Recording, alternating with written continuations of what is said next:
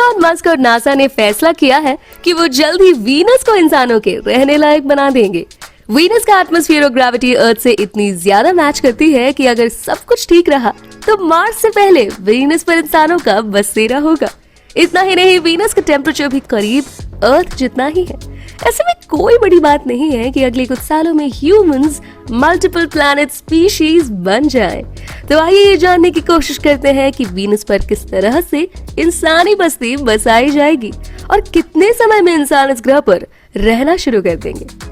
इस सदी के सबसे क्रांतिकारी इंसान यानी इलॉन मस्क का मानना है कि इंसानी सभ्यता को बचाने के लिए हमें धरती के अलावा दूसरे ग्रहों को रुख करना चाहिए।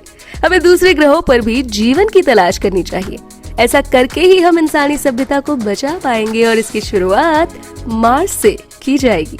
इलॉन का कहना है कि सन 2029 तक इंसान मंगल ग्रह यानी मार्स पर रहने लगेंगे और मंगल ग्रह पर पहुंचने के कुछ दिनों बाद ही वहां पहली मार्शियन कॉलोनी का निर्माण किया जाएगा। बता दें कि नासा और इलॉन ऐसे करने में सफल रहे तो ये मानव सभ्यता के लिए किसी करिश्मे से कम नहीं होगा। लेकिन ये काम सुनने में जितना आसान लग रहा है असल में उतना है नहीं, क्योंकि मंगल ग्रह पर मौजूद हवा की रफ्तार बहुत ही तेज है।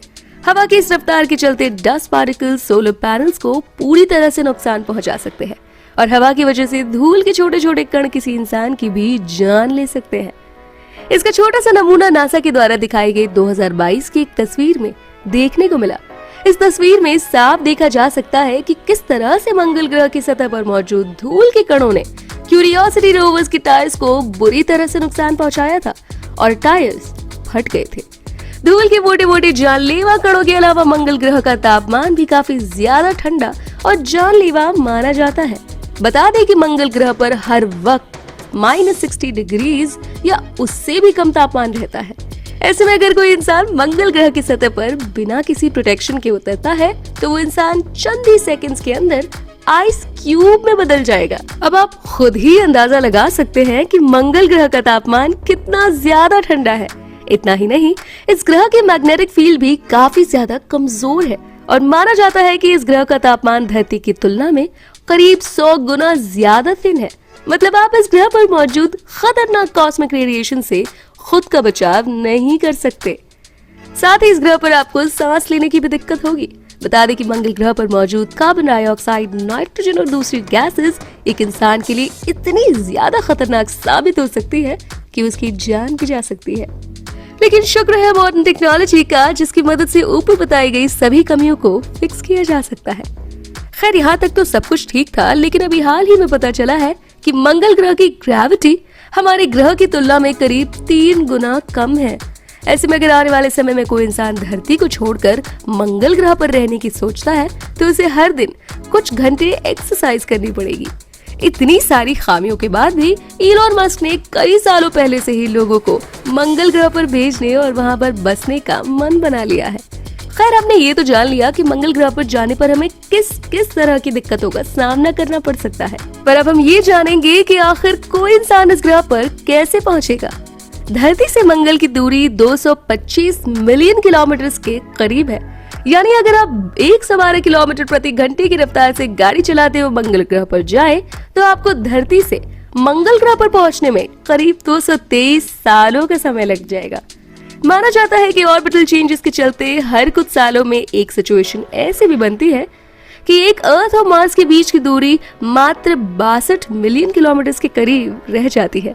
इस तरह की संभावनाएं हर कुछ सालों में एक बार बनती है। इसी वजह से स्टारशिप नाम का एक ऐसा स्पेसक्राफ्ट बनाया गया है जो कम से कम समय में धरती पर मौजूद लोगों को मंगल ग्रह पर उतारने का काम करेगा। बता दें कि स्टारशिप एक खास तरह का रीयूजेबल कैरियर रॉकेट है। इस रॉकेट में 42 रैप्टर इंजन लगे हुए हैं और इस रॉकेट की लंबाई 120 मीटर के करीब है। ये अभी तक के बनाए गए सबसे बड़े रॉकेट्स में C1 है और इसकी रफ्तार 8650 किलोमीटर प्रति घंटा के करीब आकी जा रही है। बता दें कि ये रॉकेट धरती से मंगल ग्रह तक पहुंचने में करीब 7 महीनों का समय लगेगा। ये रॉकेट एक बार में 100 से लेकर 200 लोगों को ले जा सकता है। इसके अलावा इस खास तरह के रॉकेट में 100 टन के करीब कार्गो भी ले जाया जा सकता है। माना जा रहा है कि इस रॉकेट में इस्तेमाल होने वाली मेथेन और लिक्विड ऑक्सीजन को मंगल ग्रह की सतह पर बहुत ही आसानी से बनाया जा सकता है। यही वजह है कि इलॉन मस्क मानते हैं कि वो 2050 तक मंगल ग्रह पर कई सारे शहर बसाने के साथ साथ इस ग्रह पर हजारों लोगों को भेज चुके होंगे। इलॉन मंगल ग्रह पर कुछ खास तरह के प्रोटेक्टिव डोम्स को रोबोट्स की मदद से खुदाई करके बनाना चाहते हैं। बता दें कि नासा ने अभी हाल ही में मंगल ग्रह पर बेस्ट मार्शियन हाउस के लिए एक कंपटीशन की भी शुरुआत की थी। आपको ये भी बता दें कि हाल फिलहाल में मंगल ग्रह पर करीब 4 मंजिला इमारत जितना एक बड़ा सा टुकड़ा भेजा गया था। इसमें कई सारे अपार्टमेंट्स के साथ साथ पब्लिक रूम्स भी दिए गए थे और इस बड़े से टुकड़े की दीवारें कर्व शेप में रखी गई है। बड़ी बड़ी कॉलोनीज बनाने के सिवा मंगल ग्रह पर धरती पर मौजूद पौधों को भी उगाने की कोशिश की गई। हालांकि वैज्ञानिक अब तक इस बात की पुष्टि नहीं कर पाए हैं कि मंगल ग्रह पर मौजूद जमीन धरती पर पाए जाने वाले पौधों के लिए उपजाऊ होगी या नहीं। वैसे मंगल ग्रह के साथ साथ चांद और दूसरे ग्रहों को भी इंसानों के लिए अनुकूल माना जा रहा है। जैसे कि मर्क्यूरी को ही ले लीजिए। 2011 में इस ग्रह की सतह पर कुछ ऐसे तत्व पाए गए थे जिसको देख करके वैज्ञानिकों ने अंदाजा लगाया कि मर्क्यूरी पर जीवन संभव हो सकता है। मर्क्यूरी पर कुछ अंडरग्राउंड ट्यूब्स भी पाए गए जिसको देखकर एक्सपर्ट्स ने अंदाजा लगाया कि इन ट्यूब्स की मदद से कोई भी इंसान सोलर रेडिएशन से बच सकता है। हालांकि इस प्लैनेट की ग्रेविटी हमारे प्लैनेट से काफी कम है। ऐसे में अगर कोई इंसान मर्क्यूरी पर रहता है तो उसकी हड्डियां थोड़ी सी लचक से ही टूट सकती है और वो इंसान हमेशा के लिए अपंग हो सकता है। इस लिहाज से वीनस को इंसानों के लिए रहने लायक एकदम परफेक्ट प्लैनेट माना जा रहा है, क्योंकि इस प्लैनेट की ग्रेविटी के करीब करीब हमारे ग्रह की तरह है और यहाँ का माहौल भी धरती से काफी हद तक मिलता जुलता है।